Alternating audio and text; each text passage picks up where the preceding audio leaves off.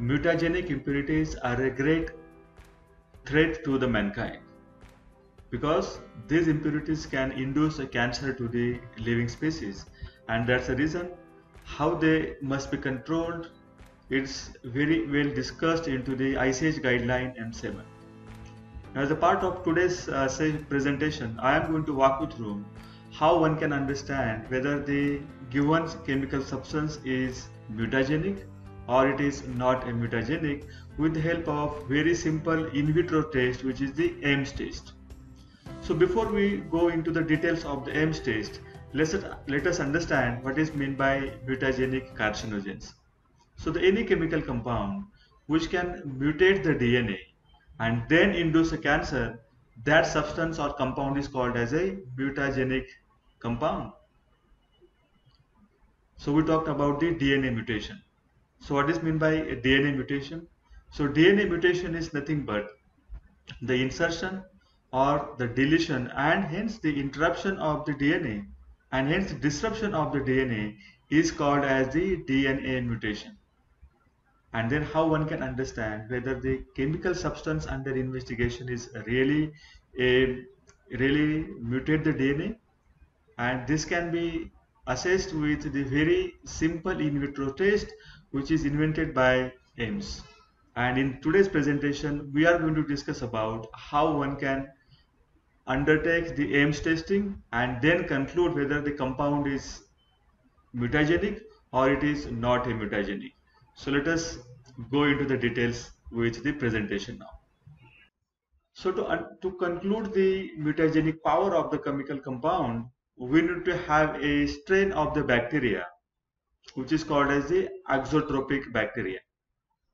We should have a strain of the bacteria which is called as the axotropic bacteria.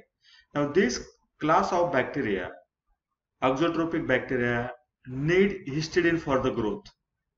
What they need? They need histidine for the growth and the survival. And hence, we need to give histidine as a food of the bacteria for their growth.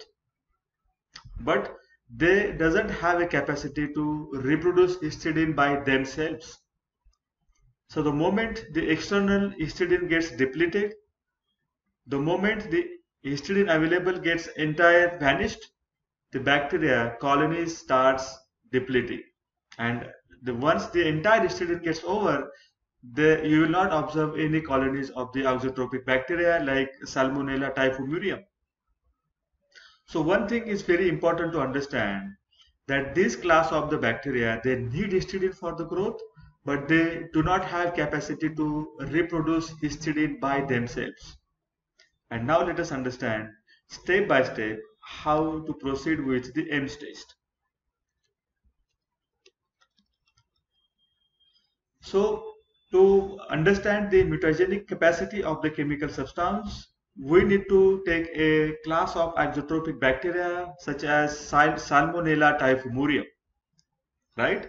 And then place the Salmonella typhimurium into a suitable buffer and then add or spike the chemical substance under investigation. Add the chemical substance into the Salmonella typhimurium bacteria, and you also need to add a suitable amount of histidine for their growth and survival, because we know that this class of bacteria doesn't produce histidine, but they need histidine for their growth and survival. Now as long as there is histidine available, these bacterial colonies will flourish, but the moment the histidine starts depleting, and at the end of the histidine, these bacterial colonies will also get vanished. So in controlled environment, you will see that these bacterial colonies start depleting with the decrease in the content of the histidine.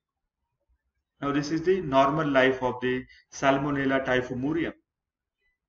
Now there is another important point we must understand, that the moment their DNA gets mutated, right? The moment the DNA of the Salmonella typhimurium bacteria gets mutated with any reason, it can be because of any chemical substance or compound, but the moment their DNA gets mutated, then their mutated DNA has a capacity to reproduce histidine themselves. So what is the equation now?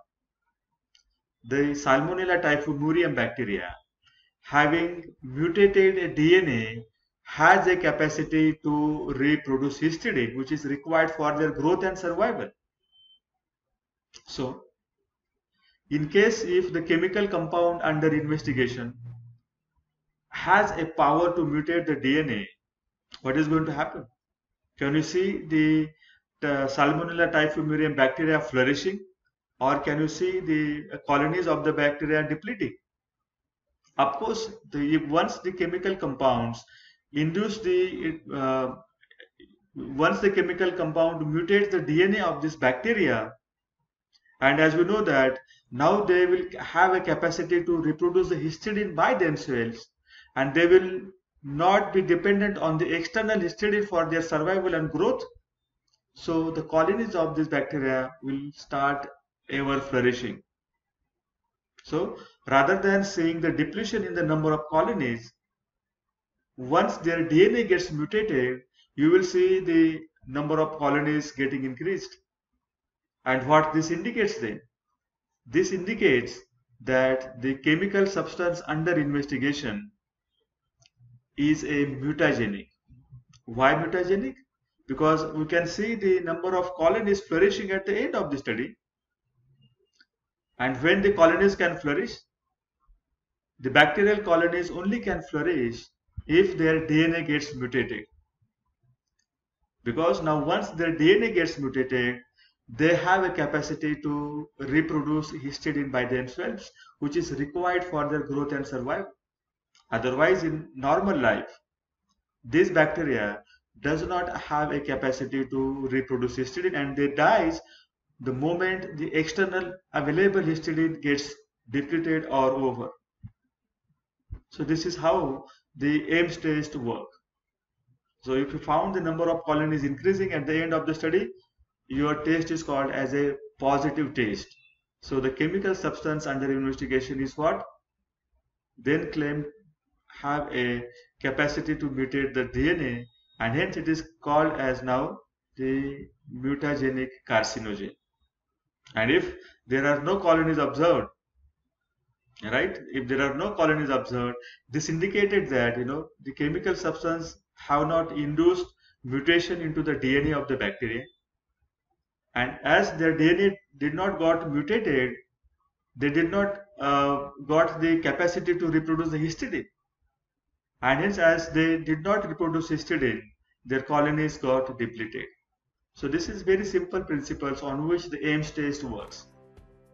I hope you must have understand now how the Ames test functions, and how you can understand whether the chemical substance or impurity under investigation is mutagenic or it is a non-mutagenic. Thank you very much for watching this video, and I will meet you soon with another such interesting video. Thank you and bye-bye.